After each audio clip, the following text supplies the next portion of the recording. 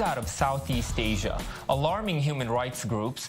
Brunei is set to begin imposing death by stoning as a punishment for gay sex and adultery from next week as part of the country's implementation of Sharia law, introduced in 2014 by the Sultan of Brunei, Hassan al-Bolkiah, who also acts as the country's prime minister. The draconian new penal code, which also includes the amputation of a hand and a foot for the crime of theft, is effective starting April 3rd. Human rights groups were quick to express their horror with the Southeast Asian kingdom, with Amnesty International urging Brunei to immediately halt implementing the new penalties, which they called cruel, inhumane, and degrading. Let's cross now to Philadelphia, where I'm joined by Wayne Besen, the founder of Truth Wins Out and host of the Wayne Besen Show. Thank you, Wayne, for joining us for this conversation.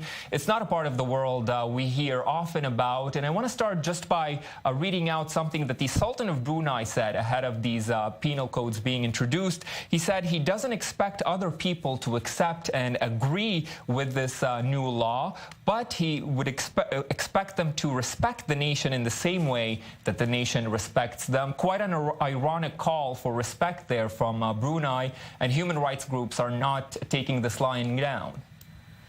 Brunei is a hate crime flag. Outrageous that he absolutely thinks that people should ignore what amounts to torture, abuse, and outright murder. You know what? Human rights are international. They don't stop at borders. And this idea that you can sit there and abuse and literally destroy the lives of people just because it's within a certain border is ridiculous, it's offensive, and Brunei should be made into a pariah state across the world because of this. I mean, this is medieval, what we're talking about.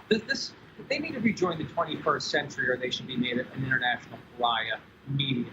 Well, that's certainly the view of many human rights groups around the world, Wayne. But Sharia law has been introduced in 2014 in Brunei, as you know. What can human rights groups around the world actually do to try to change the new situation? Well, first of all, nobody should travel. They should be boycotted. The properties they own, for example, they have a hotel in Los Angeles, should be boycotted. Nobody should do business with this country. Their leaders should be shunned. And they should also be confronted harshly with direct action. People should go up to their faces and confront them. They should protest at embassies. They should be literally a pariah, banned from any place where there is polite, civilized company, because this is uncivilized and downright barbaric. And Wayne, in the case of Brunei, of course, it's part of the Sharia law that's been now rolled out in the country for the past 5 years. But there are obviously gay and lesbian rights violations very severe elsewhere in the world. To what extent does religion play a role in violations like this?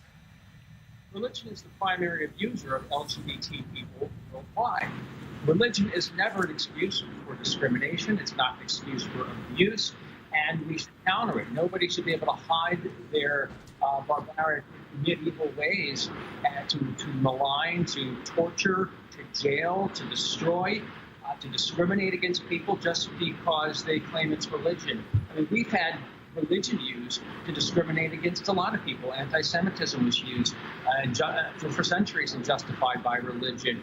We have seen religion used against women to say, hey, you should only live in the kitchen. You shouldn't actually be able to get a job or control your own life. We have seen religion used in so many different ways, and we have to stop using religion as an excuse to harm people.